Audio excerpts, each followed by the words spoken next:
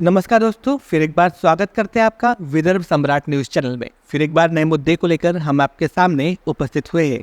हमारे साथ में हैं राजनीतिक विश्लेषक श्री शैलेंद्र अग्रवाल। सर, फिर एक बार विदर्भ सम्राट न्यूज़ चैनल में आपका हार्दिक स्वागत है। बहुत बहुत धन्यवाद आपको। तो जैसे ही 5 राज्यों में चुनाव की घोषणा हो सकी, और जो चुनाव हो रहा है इसमें किस तरह का आ सकता है, बीजेपी को कितनी सीट मिल सकती है, आप क्या बोलेंगे सर इस बारे में? लोगों का अनुमान था कि 5 विधायकों की विधानसभा 5 पट होंगे, लोकसभा के 7 होंगे, लेकिन ऐसा नहीं हुआ है। घोषणा हो चुकी है, 3 दिसंबर को परिणाम आएंगे, नवंबर में चुनाव हो रहे हैं। तो जो 2 राज्य तेलंगाना और मणिपुर, वो तो न वहाँ पे कांग्रेस भी नहीं है, बीजेपी भी नहीं है, क्षेत्रीय पार्टी वहाँ पे। तेलंगाना में चंद्रशेखर की पार्टी है, मणिपुर में दूसरे लोग हैं। राजस्थान, मध्य प्रदेश, छत्तीसगढ़, राजस्थान का। तो 2013 में राजस्थान, मध्य प्रदेश, छत्तीसगढ़ भारतीय जनता पार्टी की सरकार थी, ताकि उस समय केंद्र में कांग्रेस की सरकार थी और भाजपा नहीं थी केंद्र में 2013 में। तो वहाँ भाजपा की सरकार बनी तीनों में। 14 में भाजपा की सरकार बनी केंद्र में। उसके बाद 18 में चुनाव हुए, तो छत्तीसगढ़ भी भाजपा के हाथ से निकल गया, मध्य प्रदेश भी निकल गया, राजस्थान भी निकल गया। बाद में मध्य प्रदेश में ज्योतिरादित्य सिंधिया के कंधे पे बंदूक रख के सत्ता उन्होंने छीन लिया कांग्रेस से। मध्य प्रदेश की सरकार अभी है। अभी का जो चुनाव का है उसमें मुझे ऐसा लग रहा है कि दो सनातन धर्म के बारे में जो तेलंगाना वहाँ के तमिलनाडु के मंत्रियों ने और कांग्रेस के राष्ट्रीय अध्यक्ष खड़के के लड़के ने जो भी तेलंगाना इसमें सनातन धर्म के खिलाफ में जहर उगला है, ख़त्म करने की बात किया है। तो हर पार्टी में जो भी सनातन धर्म को मानने वाले हैं वो पूरा भारतीय जनता पार्टी को साथ देंगे, मुझे ऐसा लग रहा है। और तीनों राज्यों में भारतीय जनता पार्टी की सरकार बन सकती है, कांग्रेस के कारण बोलो या जो इनका इंडिया घटक बना है। क्योंकि वो जो मंत्री है तेलंगाना का, तमिलनाडु का, वो मंत्री बोल रहा है कि हमारे 28 जो है इंडिया में घटक है, उसमें 26 घटक सनातन धर्म के खिलाफ है। तो जनता समझदार है, बेवकूफ़ तो नहीं है। देश की 80% जनता, कम से 80% जनता सनातन धर्म को मानने वाली है। तो मुझे ऐसा लग रहा है कि लोग मुद्दे को भूल जाएंगे, छोटे मोटे जो मुद्दे उसको भूल जाएंगे, अपने देश को बचाएंगे, अपने धर्म को बचाएंगे। मुझे ऐसा लग रहा है कि भारतीय जनता पार्टी तीनों राज्यों में सत्ता में आ जाएगी और तेलंगाना और मणिपुर में तो सवाल ही नहीं है।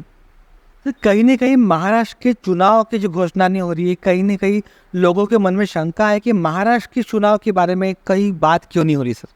महाराष्ट्र के चुनाव कैसे हो जाएंगे भैया? वो तो अगले साल होने वाले हैं अक्टूबर में। अभी तो महाराष्ट्र को 1 साल का टाइम है। तो ये जो वार्ड नगर परिषद और महानगर परिषद है, इनको 2.25 साल ज़्यादा हो गए। ये इनको चेतना चाहिए, नेताओं को, मंत्रियों को, और जनता को इनका घेराव करना चाहिए।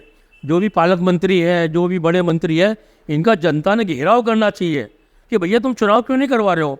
तुम साले अपना तो राजा साइड ठाट कर रहे हो, हेलीकॉप्टर में घूम रहे हो, प्लेन में घूम रहे हो, एसी में बैठो। अरे जनता हालाकान हो रही है। जनता का काम कौन करेगा? मंत्री थोड़ी करेगा।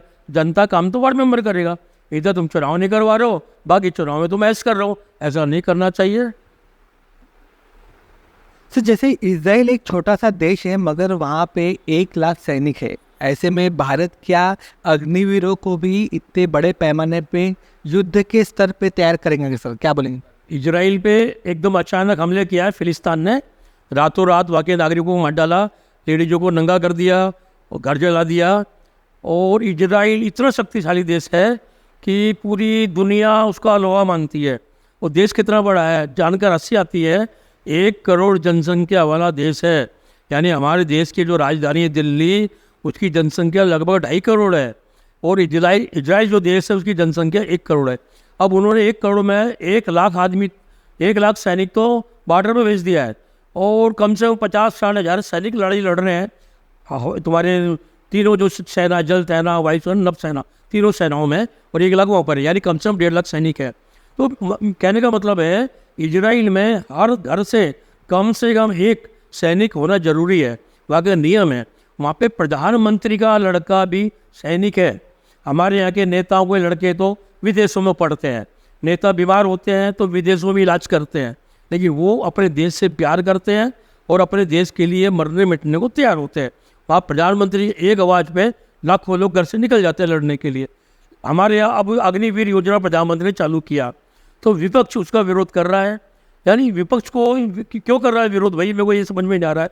प्रधानमंत्री दूरदर्शी आदमी है, उनको मालूम है कि एकदम अचानक हमला कर दिया चीन ने, चीन हमारा दुश्मन है, पाकिस्तान हमारा दुश्मन है, मालूम एकदम अचानक कर दिया हमला, तो हम कहाँ से लाएंगे सैनिक।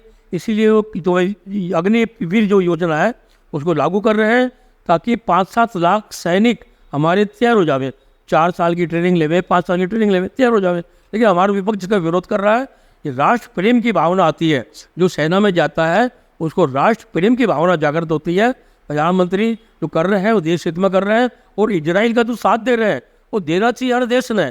लेकिन हमारा जो विपक्ष है, हमारे विपक्ष में अधिकतर जो है गठबंधन है वो इसके खिलाफ है, इजराइल के, यानी वो विरोधियों को साथ दे रहा है। मैं ऐसे का निषेध करता हूँ, और प्रधानमंत्री जो हमारे मोदी है इनका मैं समर्थन करता हूँ। वो इजराइल को उन्होंने समर्थन घोषित किया है। सर, काफ़ी लंबे अंतराल के बाद धर्मवीर बाबा आत्माराम जी जो राष्ट्रवादी कांग्रेस के हैं वो पालक मंत्री बने गोंदिया में। सो ऐसे में गोंदिया वासियों में भी एक अच्छी बात भी है, लेकिन सोच में भी पड़ गए लोग। सर क्या बोलेंगे इस बारे में? गोंदिया जिले का पालक मंत्री, किसी भी जिले का पालक मंत्री वहाँ के विधायक को बनाना चाहिए। लेकिन दुर्भाग्य से मुझे ऐसा लगता है गोंदिया जिले में जो 4 विधायक हैं, हमारी सरकार एक को भी मंत्री लायक नहीं समझ रही है। बाहर के मंत्री आयात करते हैं, और ये 3 बार आते हैं साल में, 1 मई को दिखते हैं, 15 अगस्त को दिखते हैं, 26 जनवरी को दिखते हैं। बाकी इनको कोई मतलब नहीं है। बाहर के जो मंत्री है वो अपना निर्वाचन क्षेत्र देखते हैं, उनको क्या मतलब है गोंदिया जिले से, उनको तो अपना ही जिला देखना है, अपना क्षेत्र देखना है। और मैं धर्मराव बाबा आत्माराम से निवेदन करता हूँ, आप गढ़चिरौली के हैं, और थोड़ा ऐसा कोई काम मत कीजिए जिससे हमारा गोंदिया जिला बदनाम हो। क्योंकि इसके पहले जो 2 मंत्री हुए हैं, तुम्हारे अनिल देशमुख हुए, वो अंदर हो गए, अभी जमानत पर चल रहे हैं। उसके बाद नवाब मलिक आए पालक मंत्री बन के, वो अंदर है, अभी तक अंदर है। आप तीसरे हो, कहीं हैट्रिक नहीं हो जावे, अंदर होने की हैट्रिक नहीं हो जावे, हमारी गोंदिया की इज्जत खराब नहीं हो जावे। आप कोई ऐसा काम नहीं करेंगे जिससे हमारी बदनामी हो, हमारे जिला का पालक मंत्री कोई बनने को डरे, क्योंकि हैट्रिक नहीं हो जावे। मैं ऐसी धर्मराव बाबा आत्माराम से विनती करता हूँ। सर, विरोधी पक्ष नेता जी विजय वट्टेश्वर, उनका एक बयान हाल ही में बहुत वायरल हो रहा है, जिसमें उन्होंने कहा कि जो राहुल गांधी उनके जो स्पीच पे उन्होंने जो बयान किया हुआ है, तो एक सवाल है सर कि जैसे जो नेता है उसको भाषण देना आना जरूरी है क्या? मतलब ऐसे भी वो देता है जो अपने काम से भी खुद को साबित कर सके? क्या बोलेंगे इस बारे में? नेताओं को अच्छा भाषण देना भी जरूरी है, इसके बिना काम नहीं चलता है। विजय वट्टेटीवार जो विपक्ष के नेता है, कांग्रेस के नेता है महाराष्ट्र विधानसभा में, तो उन्होंने पुणे में वक्तव्य दिया है। उन्होंने बोला कि राहुल गांधी जो हमारे नेता हैं, भले ही वो अच्छे नेता होंगे लेकिन अच्छे वक्ता नहीं है। उन्होंने आईने दिखाया है, अपने सर्वोच्च नेता को उन्होंने आईने दिखाया है। जनता में जो इसका जो है अच्छा संदेश जा रहा है कि अपने नेता के खिलाफ बोलना भी चाहिए, तो उन्होंने अच्छा आईना दिखाया है। राहुल गांधी को नेतृत्व सीखना चाहिए, उनको कुछ भी गुण नहीं है, मेरे को तो ऐसा लगता है नेतृत्व के। तो विजय वट्टेटीवार का जो बयान है इसका मैं समर्थन करता हूँ। तो कहीं ना कहीं जो बातें कही जा रही है राजनीति में, उसको पूरा करने में भी कुछ नेता सक्षम नहीं हो पाते। ऐसे में भारतीय जनता पार्टी ने भी कोई वादे किए थे, उसमें भी वो पूरा नहीं जा पाए। जैसे हम लोग इतने अकाउंट आपके डालेंगे, तो ऐसे में कहीं ना कहीं जो वादे किए जाते हैं पूरे नहीं होते, तो इसमें जनता को क्या करना चाहिए? जो नेता जितना ज़्यादा थोक के चाटता है वो उतना बड़ा नेता होता है। नेता कभी भी ईमानदार नहीं होता है, बोलता कुछ है करता कुछ है। बहुत सारी घोषणा होती है, इतना रुपया आएगा विदेशों से आएगा कि हर आदमी के खाते में 15 लाख आ जाएगा, नहीं आया। 100 स्मार्ट सिटी बनाएंगे, एक भी नहीं बनाया। ये करेंगे वो करेंगे, कुछ नहीं होता है। ये बोलते हैं, जनता को गुमराह करते हैं। अब जनता भी क्या करेगी? जो भी पार्टी को चुनेंगे वही पार्टी ऐसी मिलेगी। कोई वादा पूरा नहीं करते। वादा पूरा करने वाले निभाने वाले लोग भी कई बार खामोश हो जाते हैं। अब जैसे नितिन गडकरी जी ने विदर्भ के मामले में श्वेत पत्र जारी किया था। मैं नितिन जी का एक व्यक्तिगत संबंध है मेरे नितिन जी का। मैं नितिन जी को बोला, भाई नितिन भैया आप विदर्भ का वादा अपना पूरा करो। मेरे को बोले छैल बिहारी विदर्भ नहीं बन सकता। मेरे को साफ बोले उन्होंने, विदर्भ नहीं बन सकता, पार्टी का काम करो वापस। मैंने बोला भैया जब तक विदर्भ नहीं बनेगा मैं कोई पार्टी का काम नहीं करूँगा। मैं थूक के चाटने वाले नेताओं में से नहीं हूँ। आप विदर्भ बनाइए, नहीं तो आप सार्वजनिक बोलिए कि विदर्भ नहीं बन सकता, हम अपने बयान वापस लेते हैं। ये बयान भी वापस नहीं लेते, विदर्भ पे नहीं बनाते, यानी कोई कुछ भी पूरा नहीं करते। चाहे कोई भी पार्टी हो, कोई वादा पूरा नहीं करते। सर देश को भविष्य में अटल बिहारी जी जैसे नेता नहीं मिल सकते क्या सर, ये असंभव है क्या? नहीं, मोदी जी है ना, अटल बिहारी जी भी मिले थे, लेकिन अटल बिहारी जी वो वचन के पक्के थे। मोदी जी भी है लेकिन वचन बराबर नहीं निभा रहे। वैसे अटल जी ने भी वचन नहीं निभाया। भारतीय जनता पार्टी ने बोली थी कि हमारी सरकार बन जाए केंद्र में और राज्य में तो हम विदर्भ बनाएंगे, खुद बोले अटल जी ने। लेकिन जब अटल जी की सरकार बन गई, देश में बन गई, महाराष्ट्र में बन गई, उसके बाद बोलते हैं कि शिवसेना नहीं मान रही है। अरे शिवसेना नहीं मान रही तो क्या फ़र्क पड़ता है? ये तो केंद्र सरकार के अधीन आता है ना। छोटे राज्यों का पुनर्गठन केंद्र सरकार का काम है, आपको बनाना चाहिए। अटल जी ने भी वादा नहीं निभाया, मोदी जी भी वादा नहीं निभा रहे हैं। नितिन गडकरी अगर प्रधानमंत्री बन जाए मान लो, तो वो वादा निभा सकते हैं, मुझे ऐसा यकीन है उन पर। सर जैसे कि राजस्थान में 3 नए जिले बने हैं और महाराष्ट्र में कुल 36 जिले हैं सर। राजस्थान में कुल अभी 53 जिले हो चुके हैं सर। ऐसे में महाराष्ट्र की जिलों की संख्या बढ़ सकती है सर, क्या बोलेंगे इस बारे में? राजस्थान में 26 लोकसभा क्षेत्र है और 200 विधानसभा क्षेत्र है और आबादी है वहाँ की 7 करोड़ 80 लाख।